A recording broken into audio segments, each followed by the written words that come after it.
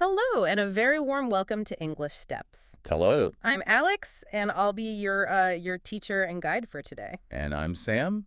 I'm a student, just like you listening in. I'm here to learn, ask a few questions, and hopefully get a little better at my English. It is fantastic to have you here, and it's wonderful to have all of you joining us for this deep dive. I'm excited. Today, we have a topic that it kind of scares a lot of people. It's something we do every single day, but it's actually really, really difficult to do well in a new language. Oh, okay. That sounds mysterious. What are we getting into? Is it like grammar, phrasal verbs? No, nothing that technical. Today, we're talking about small talk. Specifically how to master it and how to talk about the weather without, sounding like a textbook. Oh, small talk. The little conversations. In my own language, I'm pretty good at this. I can chat with anyone. But in English, I freeze. I turn into a statue. It's terrible. You are definitely not alone there. And that is exactly what we are going to fix today. We're going to break this all down into really clear, manageable steps. We'll look at why we even do it, how to start, the golden rule, and some great new words. Okay, I'm ready. But before we get to the how, can we just touch on the what? I mean, when you say small talk, what is that exactly? Just talking. That is a brilliant place to start. So small talk is a very specific kind of talking. In linguistics, it's sometimes called phatic communication. Phatic, that's a new one for me. How do you spell that? P-H-A-T-I-C. Exactly right, yeah. And all phatic communication means is language that's for a social purpose, not for information. Okay. So it's not about what you say, it's about the fact that you're saying it. It needs to be casual, light, not deep philosophy or politics. Got it. So if I ask you, what time does the bus get here? That's not small talk.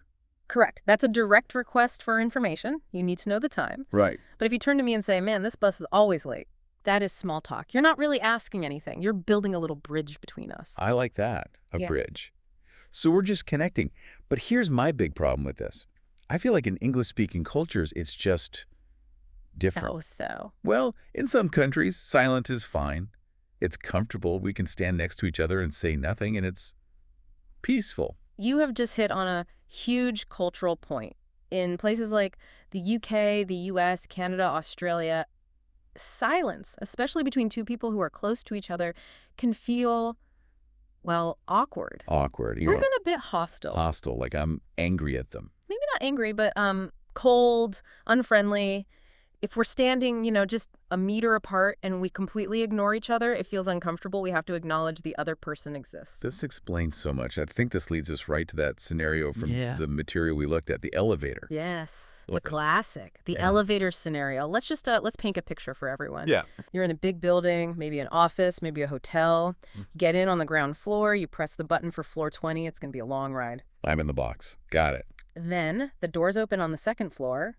A stranger gets in. Stands right next to you, the doors close, and now it's just you, them, and the silence. What are you feeling in that moment? Panic. Complete and total panic. Right. My first move is always to pull out my phone. Pretend I have a very important email. Or I just stare really hard at the numbers as they change. 3, 4. Please go faster. Exactly. You feel that pressure from the silence. You feel that awkwardness. So in English-speaking culture, the polite thing to do is to break that silence. Not for the whole 20 floors, maybe, but just for a moment. But why? I mean, really, why can't we just enjoy the quiet? Because speaking in this context, it just says, I'm friendly, I'm safe, I see you. It's just a little social signal. A signal. Okay. Yeah. I accept the mission. I need to signal that I'm friendly and not a weirdo. But this is where I get stuck.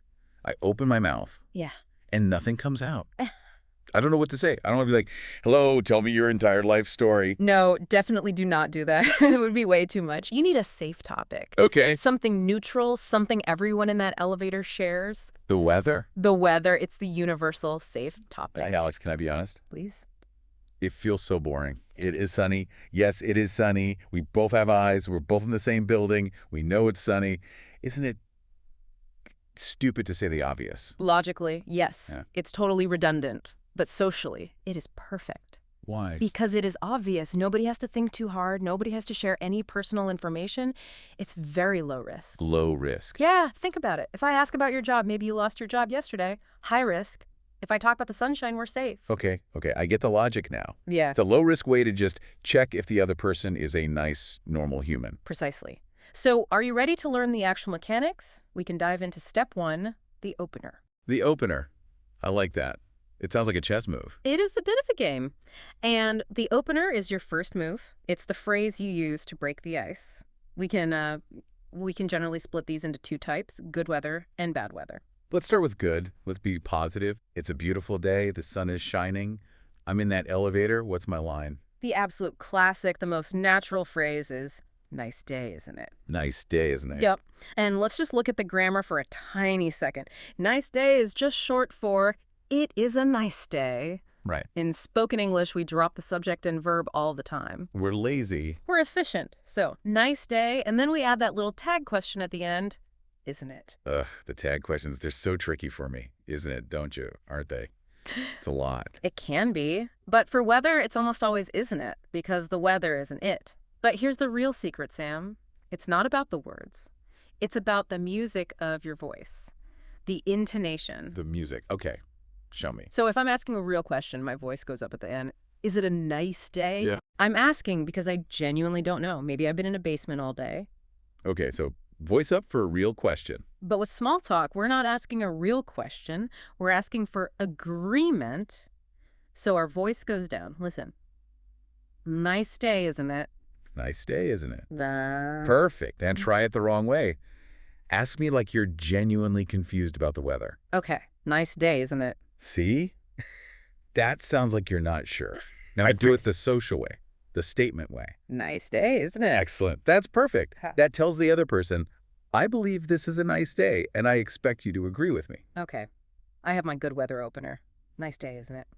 What if it's not just nice, but really hot? You can just adapt it. Beautiful day, isn't it? Or even more casual, great weather, huh? Great weather, huh? I like that.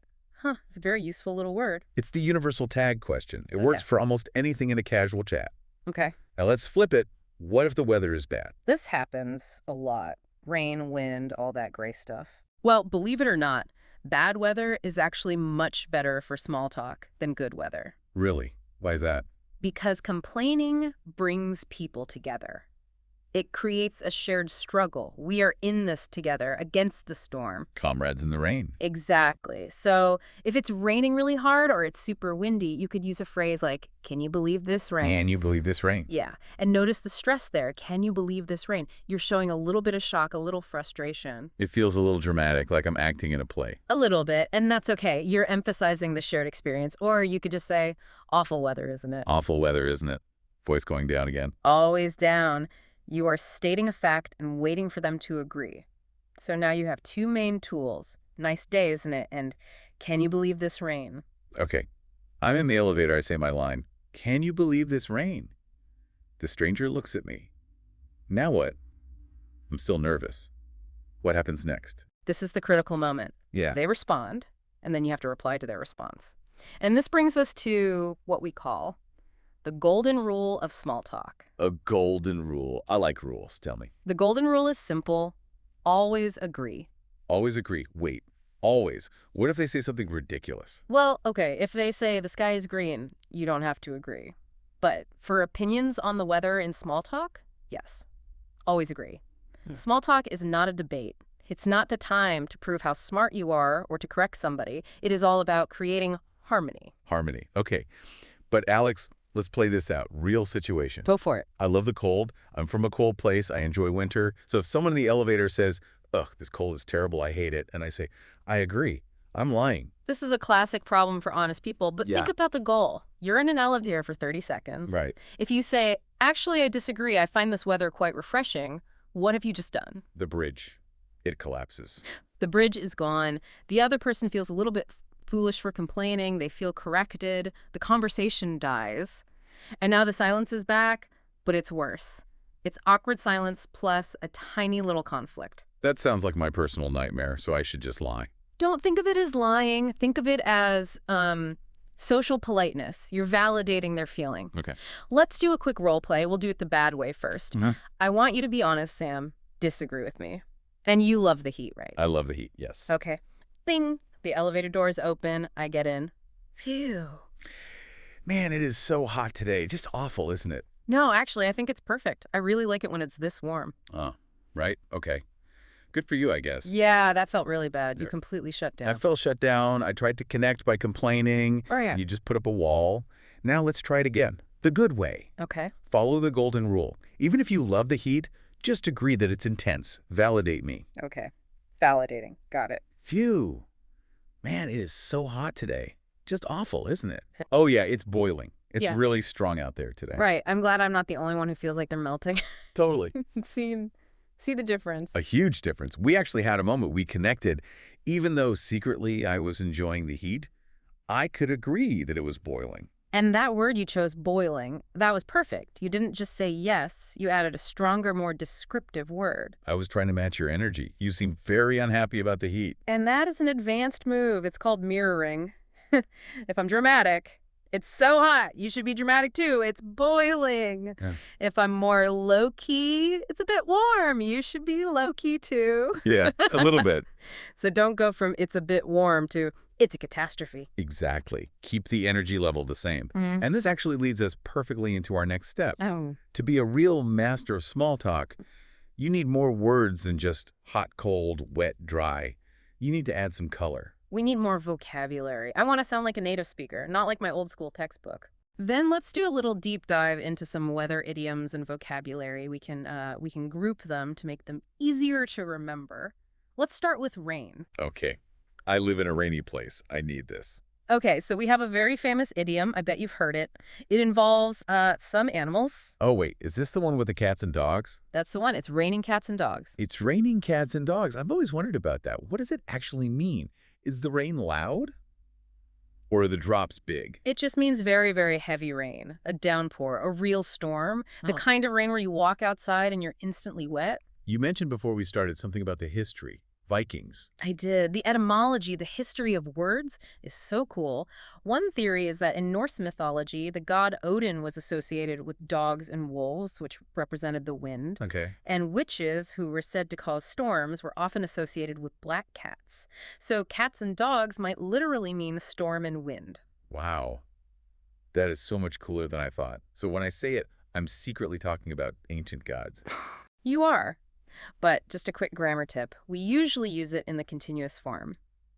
It is raining cats and dogs. Or in the past, it was raining cats and dogs. Can I say it rains cats and dogs every winter here? You could, but it sounds a little unnatural. It's usually for a specific big storm that's happening right now or just happened. No, I do. Now, what if it's raining, but it's not a huge storm, just a little bit of rain? A light rain. Exactly. And the word we use for that is drizzling. Drizzling. Like when you drizzle honey on toast. Same word, same idea, small, light, consistent drops. It's just drizzling a bit. I've also heard people in the UK say spitting. Yes, it's spitting. That's even lighter than drizzling. It's just a few drops here and there. You might not even need an umbrella. So we have a scale. Spitting is tiny rain, drizzling is light rain, raining is normal. And raining cats and dogs is a major storm. Perfect. Now, let's talk about the result of that big storm. You go out in the cats and dogs rain, you don't have an umbrella, you come back inside. You are Wet. more than just wet. Very, very wet. We have a great idiom for this. Soaking wet. Ah, soaking wet. To soak something means to put it completely in water, like soaking vegetables. So if you are soaking wet, it means your clothes are completely full of water. I forgot my coat, and now I'm absolutely soaking wet. Perfect use. Another great word is drenched. I'm drenched. Drenched. That sounds even more intense. It is. Okay, let's switch gears to temperature. This is where a lot of learners get stuck. They only use hot and cold. Guilty. It is very cold. It is very hot. It gets repetitive. Let's expand. Starting with cold. If it's the middle of winter, 0 degrees, maybe there's snow. It is. Freezing. Yes, it's freezing out there. That's your standard word for extreme cold. But what if it's, say, October? It's not freezing, there's no ice, but you definitely need a jacket. In my language, we might say fresh. Ah, be careful with that one in English. Fresh usually means clean air or maybe pleasantly cool. If it's uncomfortably cool, we say, it's a bit chilly. It's a bit chilly. I like that word, chilly. It sounds like shivering. Chilly. Exactly. It has that sound. You should probably wear a scarf. It's a bit chilly. What if it's not just cold, but windy too? And the wind hurts your face. Great question. We call that a biting wind. Biting, like with teeth. Yes. It feels like it's biting your skin. It stings. So you have this nice scale. Cool is pleasant, chilly is when you need a jacket, freezing is winter cold, and a biting wind is painful. That's a great little spectrum. Now, what about heat? So, a nice summer day is warm, a really hot day in July where you're sweating is hot. But what about when it's unbearable, when the air is thick and wet and heavy? Oh, humidity. I hate that feeling. Well, word for that is it's sweltering. Sweltering. Or like you said before, boiling. Boiling is more about pure high temperature.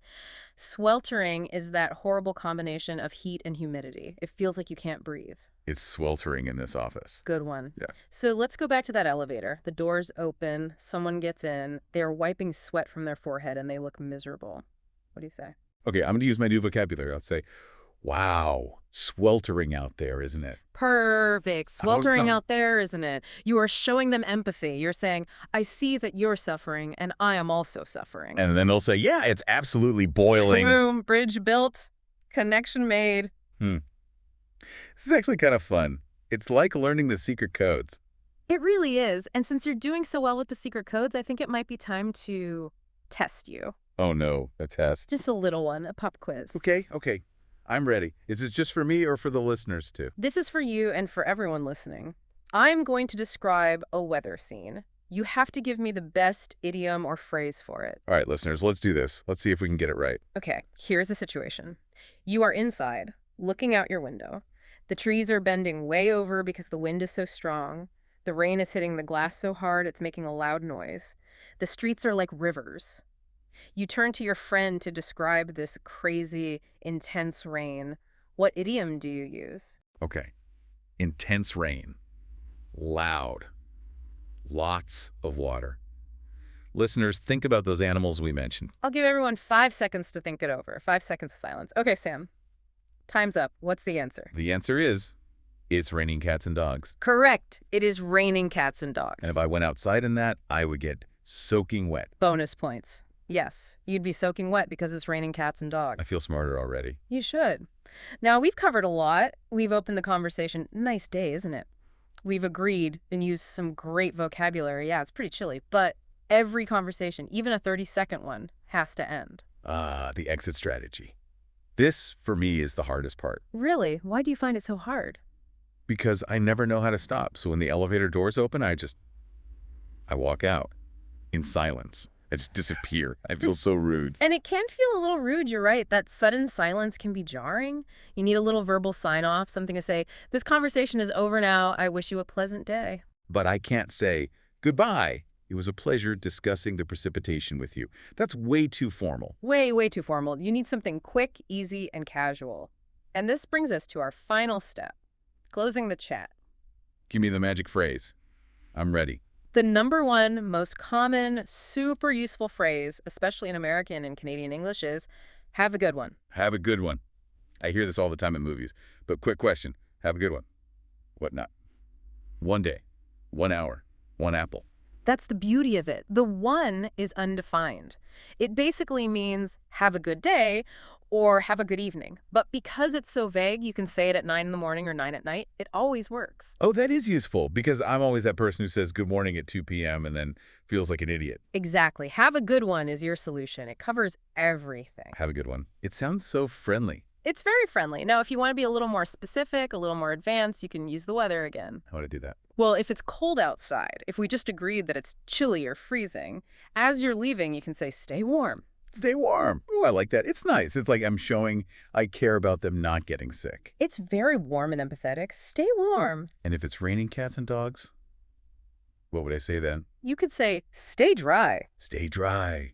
Okay, these are great. Have a good one. Stay warm. Stay dry. But hold on, there's also a physical part to this. You can't just stand completely still, stare them in the eyes, and shout, stay dry. That would be terrifying. Right. You need some pre-closing body language. Pre-closing? Yeah, little signals that show you're about to leave. So as the elevator door starts to open, you might turn your body towards the door. Oh. You give a little nod, maybe you check your watch, you grab your keys. You signal, my time here is ending. So I physically show that I'm leaving before I say the words. Yes. The dance is. Body turns, a little nod. Have a good one. Right. And then you walk away. I can picture that. Turn, nod, have a good one. Walk. Very smooth. Very smooth.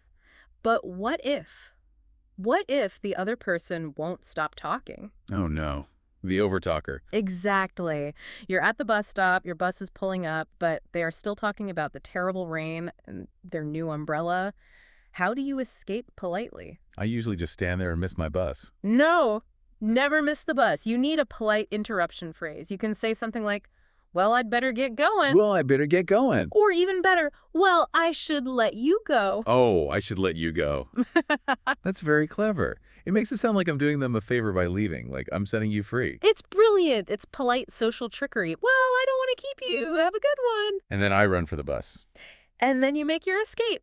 Okay, I feel like I have all the tools now. I have my openers, the rule of agreement, lots of vocabulary, and an escape plan. You have the complete small talk toolkit. Let's put it all together. One final, more complex role play. Okay, I'm ready. Let's do it. The scenario is this. We're leaving our office building at the end of the day. It's about 5:30 p.m. It's late autumn, so it's already dark, and it's windy. We're waiting by the main doors. Okay. Tired, windy, dark. I'm there. And I'm a colleague you sort of know, not a close friend, just Office Alex. Hello, Office Alex. Man, it gets dark so early these days. Oh, yeah, it really does. Uh-huh. Winter's definitely coming fast, isn't it? It sure is. And look at that wind out there. It looks biting. Oh, for sure. It looks absolutely freezing. I am not looking forward to the walk to the car. Me neither. And I think I forgot my gloves today. Oh, no. Well, hey, stay warm out there. Thanks, you too. Have a good one. You too. See ya. Sam, that was fantastic. Really, it actually felt natural. I didn't feel any panic. It was so natural. You mirrored my language. I said biting. You escalated to freezing. You agreed about the dark. You showed empathy about my gloves with a, oh no. And you used the perfect closer for the situation. Stay warm. It just felt right to say stay warm because we had just agreed that it was freezing. And that is the whole point of small talk. You just turned a boring 30-second wait by a door into a nice little human moment. And now, Office Alex likes you a little bit more. And maybe next week, Office Alex will help me with that difficult report. Exactly. Small talk is what builds those little workplace relationships. It's like the oil in the social engine. The oil in the engine. I like that. Mm-hmm. Without it, everything just grinds together and makes a terrible noise. That is a perfect way to put it. Wow, we have covered a huge amount today. We really have. My brain is swimming with idioms and elevator strategies. It all just comes down to practice. And speaking of practice, we really want all of you listening to keep practicing with us week after week. That's absolutely right. If you enjoyed this lesson, if you want to feel more confident with your English, please make sure you subscribe to English Steps. Sure. We have so many more deep dives planned. Business English, travel, Dating English. dating English. That's the most complicated of all. So you have to subscribe so you don't miss that one. Absolutely. Now, before we sign off, let's do a super quick recap of the main steps we learned today. Okay. Step 1 was the opener. Nice day, isn't it? Or can you believe this rain? And remember to let your voice go down at the end. Step 2. The golden rule. Always agree. Harmony is more important than being right. Yes. Step 3. Vocabulary. Don't just say wet, say soaking wet. Yeah. Don't just say cold, say chilly or biting. And the final step? Step 4. The exit. Have a good one or stay warm. And remember to use your body language to signal that you're leaving. Couldn't have said it better myself. You are ready to face the elevators of the world, Sam. I think I am. I'm actually, for the first time ever, looking forward to my elevator ride tomorrow. That is the spirit. Now, we have one last thing, a final question for you, the listener. We want you to think about this or maybe write it in a comment section if you can. Yes. We talked about a lot of different weather today.